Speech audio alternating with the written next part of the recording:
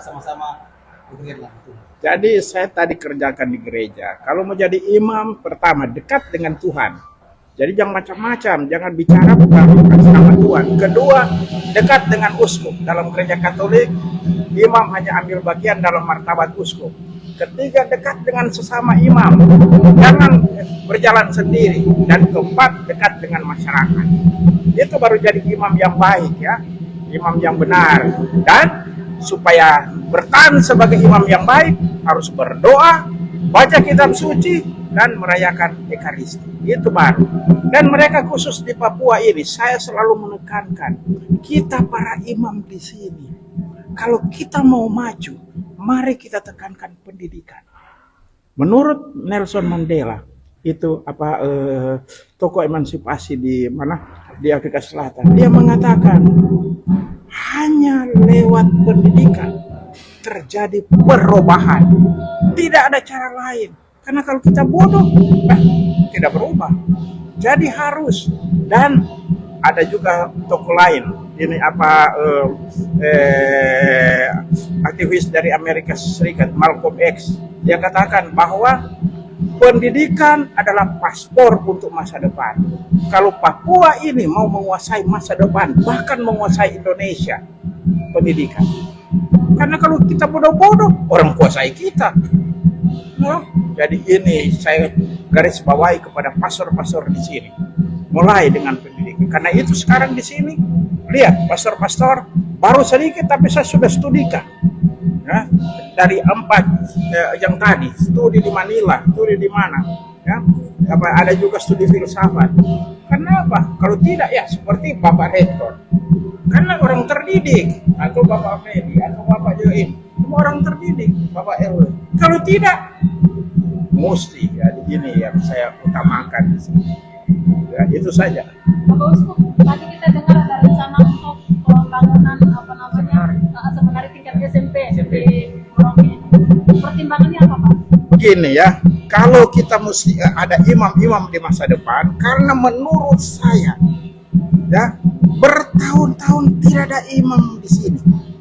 Bagaimana ini bisa berkembang, terutama khusus gereja Katolik tidak ada imam. Nah, kalau mau kembangkan imam, perlu pendidikan, tempat pendidikan, yakni adalah seminari. Dan saya sudah dirikan 4 seminari di sini, seminari kecil. 1 di Wendu, 1 di Bovendigul, 1 di Kepi, 1 di Kimam, dan kelima nanti di Merauke. Dan saya rasa dalam waktu 5 tahun banyak sekali anak-anak Papua, terutama saya punya sasaran itu anak-anak Papua. Kita dari luar oke, kita datang melayani, tapi kita harus, ini anak Papua yang harus supaya mereka itu terdidik.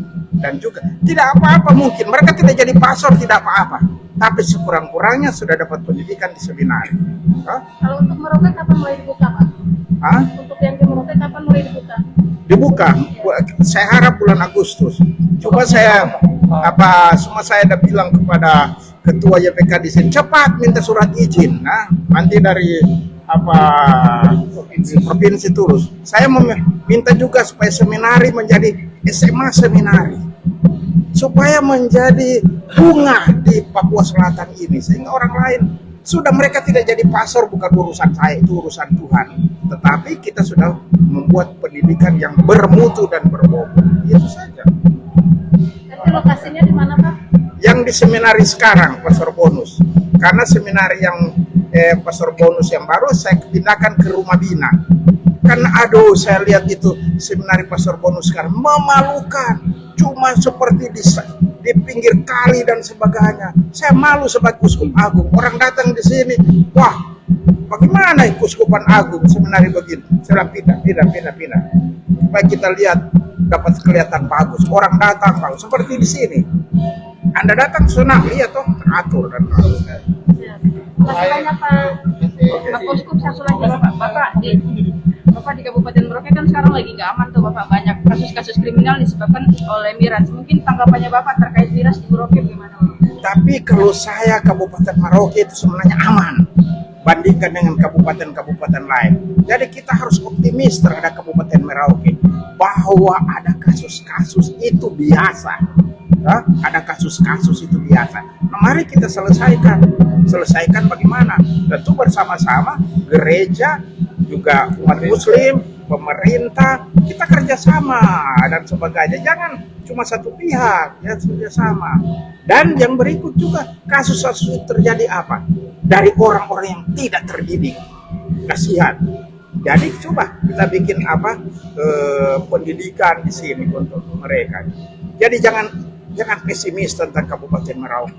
Menurut saya bandingkan dengan kabupaten lain itu aman di sini, ya. Tentu ada hal-hal lain, tidak 100%, toh.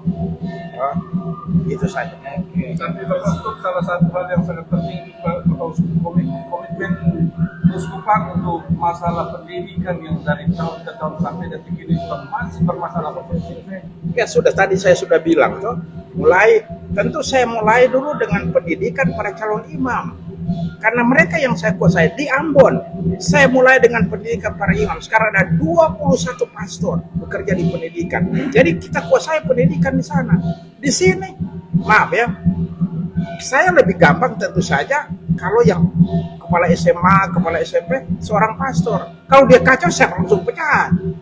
Tapi kalau dia awam, saya harus perhitungkan, kesian keluarganya, dan sebagainya, toh. Tetap perlu kita awam, tapi yang penting utama harus dipegang oleh para pastor. Itu saja. Komitmen dengan pemerintah seperti apa, Pak? Saya katakan, tidak mungkin gereja bekerja di bidang pendidikan kalau tidak ada kerjasama dengan pemerintah. Jangan omong kosong itu.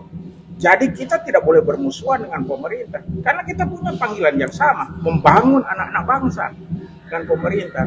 Jadi saya tidak mau, saya tetap minta kepada pemerintah, ya, bagaimana kasih bantuan, ya, lupa Bapak Freddy ini. Saya minta mobil, dapat mobil. Yang lain belum dapat. Karena sekolah yang bermasalah rata-rata itu dari sekolah-sekolah YPPK, Pak Usu. Padahal dulu itu tuh YPPK yang terdepan untuk sekolah-sekolah karena itu sekarang saya sudah ganti ketua YPPK. Mesti berubah, kalau tidak berubah fatal. Jadi YPPK jadi contoh. Contoh. Iya, salah satu. Terima kasih.